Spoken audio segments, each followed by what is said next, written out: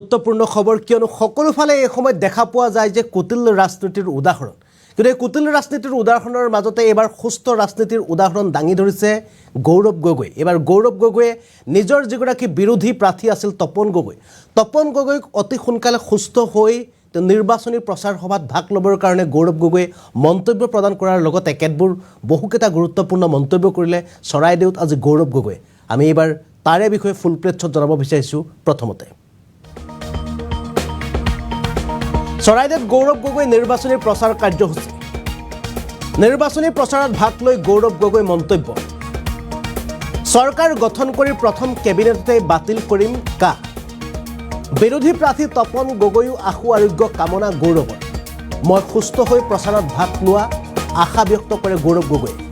তপন গগৈ মোতকৈ জ্যেষ্ঠ, গতিকে মই তেওঁৰ সন্মান কৰোঁ। চৰাইদেউত গৌৰৱ গগৈ নিৰ্বাচনী প্ৰচাৰ কাৰ্যসূচী আমি ইতিমধ্যে জনাইছোঁ। চৰাইদেউত উপস্থিত হৈছে নিৰ্বাচনী প্ৰচাৰ সভাত ভাগ লৈ গৌৰৱ গগৈ মন্তব্য, চৰকাৰ গঠন কৰি আমি প্ৰথম কেবিনেটতেই বাতিল কৰিম কা।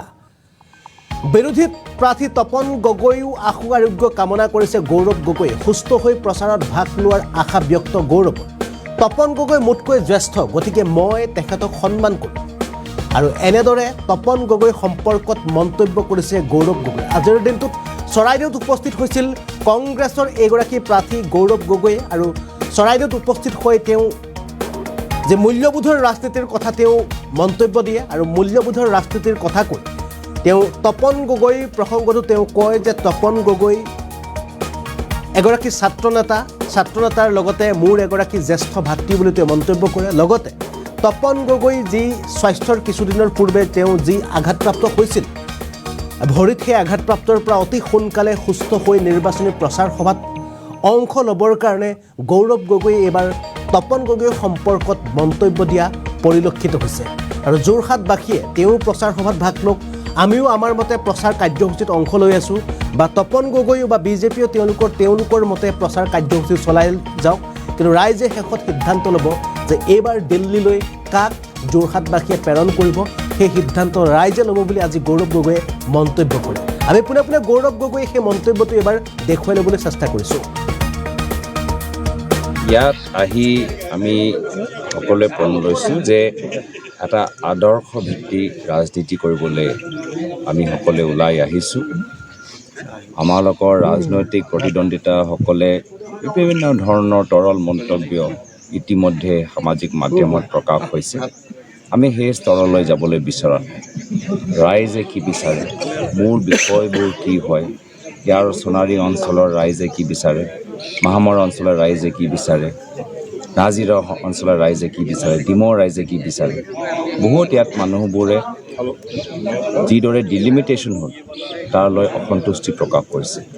আৰু ডিলিমিটেশ্যন যিদৰে কৰা গ'ল, বিশেষকৈ শিৱসাগৰ জিলাত, চৰাইদেউ জিলাত মানুহৰ সুবিধা চোৱা হোৱা নাই। বিজেপি দলৰ নিজৰ ৰাজনৈতিক সুবিধা চাইহে হৈছে। তো এইখন চৰকাৰ যদি আপোনালোকে চায়, প্ৰত্যেক কামত মাত্ৰ নিজৰ সুবিধাক তেওঁলোকে গুৰুত্ব দিয়ে আৰু ৰাইজক বিভিন্ন সময়ত বিপদত পেলায়। আমি সকলোৱে ৰাইজৰ হৈ মাত মাতিবলৈ বিচাৰিছোঁ এই নিৰ্বাচনত। ৰাইজৰ মূল বিষয় আমাৰ বিষয় হ'ব। কোনো এজন বিশেষ ব্যক্তিক অপমানজনক কথা কয়, তুলংগা মন্তব্য কয়, উদ্দেশ্য আমাৰ নহয়। আপোনাৰ প্ৰতিদ্বন্দ্বী তপন গগৈ বিজেপি দলৰ এই কিমান ভোটত আপুনি জিকিম বুলি আশাবাদী? মই তপন গগৈ ডাঙৰীয়াক শ্ৰদ্ধা কৰোঁ। তেওঁ মোৰ জ্যেষ্ঠ, এজন ছাত্ৰ আন্দোলনৰ পৰা তেখেতে ওলাই আহিছে। তেওঁ নিজৰ দৰে প্ৰচাৰ চলাই থাকিব। আমি সকলোৱে নিজৰ দৰে প্ৰচাৰ চলাই থাকিম।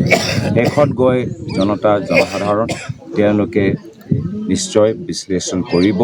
আৰু মই ভাবোঁ যদি জনতাই নিজৰ বিবেক শক্তি ব্যৱহাৰ কৰে তো নিশ্চয় অনাগত দিনত সকলোৱে ভাবা দৰে যোৰহাট লোকসভা সমষ্টিৰ পৰা এজন শক্তিশালী কণ্ঠ আপোনালোকে দিল্লীত সদনত শুনা পাব। মইতো ইতিমধ্যে তেওঁ আৰোগ্যৰ বাবে কামনা কৰোঁ। আহাৰ অনত তেওঁ সুস্থ হৈ চাৰিওফালে ভ্ৰমণ কৰক আৰু শেষত জনতাই নিৰ্ধাৰণ কৰিব যে যোৰহাট লোকসভা সমষ্টি উপযুক্ত প্ৰতিনিধি দিল্লী সদনত কাক পঠাবলৈ বিচাৰে।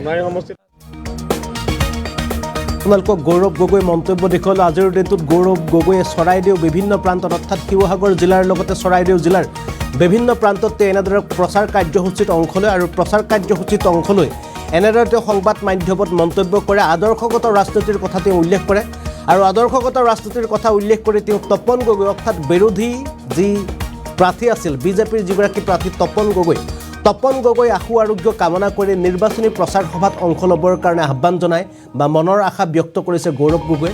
লগতে ৰাইজে সিদ্ধান্ত ল'ব আচলতে কাক এইবাৰ যোৰহাটবাসীয়ে লোকসভালৈ বা সংসদলৈ প্ৰেৰণ কৰিব, সেয়া যোৰহাটবাসীয়ে তেওঁলোকে নিজেই সিদ্ধান্ত ল'ব।